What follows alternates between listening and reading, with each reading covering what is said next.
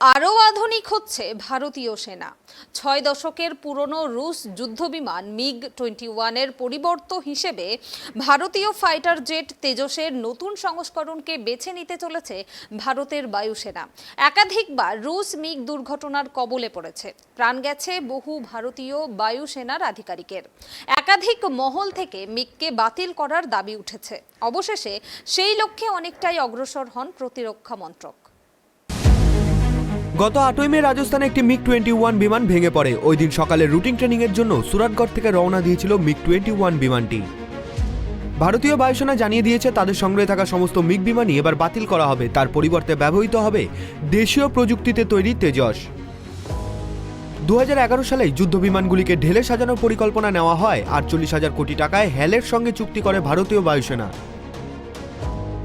ভারতীয় বায়ুসেনায় MiG-21 যুগের অবসান। 1960 সালের পর থেকে বায়ুসেনার অন্যতম ভরসাযোগ্য যুদ্ধবিমান ছিল সোভিয়েত থেকে আনা এই বিমান। 6 দশকের পুরনো রুশ যুদ্ধবিমান MiG-21 এর পরিবর্ত হিসেবে ভারতীয় ফাইটার জেট তেজসের নতুন সংস্করণকে বেছে নিতে চলেছে ভারতীয় বায়ুসেনা।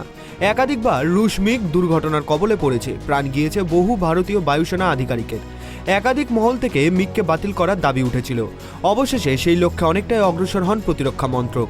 জানা যাচ্ছে ইতিমধ্যে ভারতীয় বায়ুসেনার পক্ষ থেকে উৎপাদনকারী রাষ্ট্রায়ত্ত সংস্থা বেঙ্গালুরুর হিন্দুস্তান অ্যারোনটিক্স লিমিটেডকে 100টি তেজস মার্ক 1A সরবরাহের বরাদ দেওয়া হয়েছে বলে প্রতিরক্ষা মন্ত্রকের পক্ষ থেকে জানানো হয়েছে।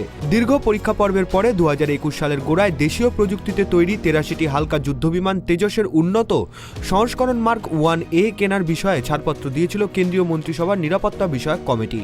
তারপরেই বাণিজ্যিক ভিত্তিতে উৎপাদন শুরু করেছে হ্যাল। বায়ুসেনা সূত্রের খবর, মূলত 60-এর দশকের রুশ MiG-21 এর পরিবর্ত হিসেবে ব্যবহার করা হবে দেশীয় প্রযুক্তিতে তৈরি হালকা যুদ্ধবিমানগুলি। বায়ুসেনার এক আধিকারিক জানিয়েছেন আগামী কয়েক বছরে 300-রও বেশি তেজস যুদ্ধবিমান শামিল হবে ফাইটার স্কোয়াড্রনগুলিতে।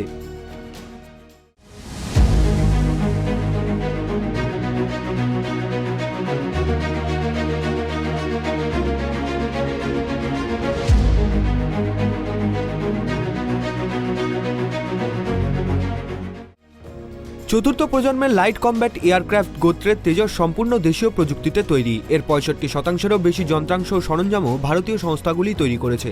চীনের JF-17 যুদ্ধবিমানের তুলনায় তেজসের নয়া সংস্করণ প্রযুক্তিগত উৎকর্ষে এগিয়ে বলে একাধিক আন্তর্জাতিক প্রতিরক্ষা বিষয়ক রিপোর্টে জানানো হয়েছে।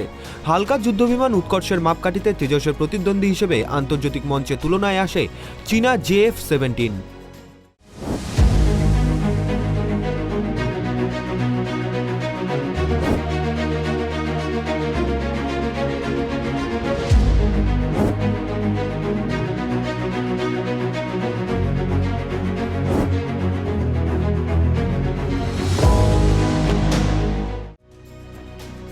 ভারতীয় বিমান বাহিনীতে এই যুদ্ধবিমানকে যুক্ত করা হয়েছিল 1960 সালে। 2 বছর পর চীনের সঙ্গে যুদ্ধ ওই বিমান ব্যবহার করা হয়। পরে 1965, 1971 এবং 1998-এ পাকিস্তানের সঙ্গে যুদ্ধেও ভারতীয় বায়ুসেনার মুখ রক্ষা করে ওই বিমান। তবে সময়ের সঙ্গে সঙ্গে অনেক আধুনিক যুদ্ধবিমান তৈরি হয়েছে, যার অনেকগুলি এখন ভারতের হাতে রয়েছে। তেজসকে অ্যাক্টিভ ইলেকট্রনিকলি স্ক্যান্ড আরও রেডার মিড এয়ার ফিল্ডিং এবং অস্ত্র ক্ষেপণাস্ত্র সজ্জিত করার কাজও সম্পূর্ণ করে ফেলেছে হ্যাল। ইতিমধ্যেই ভারতীয় নৌবাহিনী বিমানবাহী জাহাজ INS বিক্রমাদিত্যে সফল উড়ান এবং অবতরণ পরীক্ষা হয়েছে তেজসের। ফলে অদূর ভবিষ্যতে বায়ুসেনার পাশাপাশি ভারতীয় নৌসেনাতেও দেখা যেতে পারে এই যুদ্ধবিমানকে। Bureau report, tribe TV.